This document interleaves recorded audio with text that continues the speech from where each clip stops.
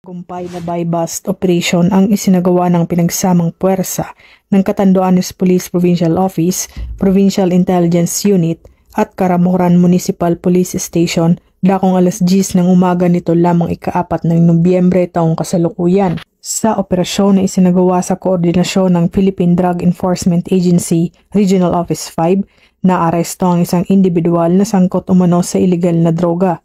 Na-recover mula sa kanya ang isang piraso ng maliit na heat-sealed transparent plastic sachet na naglalaman ng pinaghihinalaang shabu na may tinatayang halagang 5,440 pesos kasama ang iba pang non-drugs items. Ang suspect ay kasalukuyang nasa kustudiya ng Caramoran MPS para sa tamang disposisyon at sinampahan na ng kasong paglabag sa Section 5 ng Republic Act 9165 o Comprehensive Dangerous Drugs Act of 2002 sa pamamagitan ng inquest proceedings.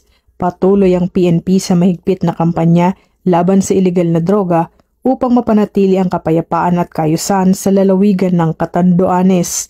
Hinihikayat ng PNP Caramoran ang buong komunidad na makiisa sa patuloy na pagpapalaganap ng kaayusan at batas upang masugpo ang anumang uri ng kriminalidad para sa mas ligtas at tahimik na komunidad. Mula dito sa Legazpi City, Albay, ako ang inyong PNN correspondent, Patrolwoman Vanessa Sol, alagad ng batas, tagataguyod ng Balitang Pulis.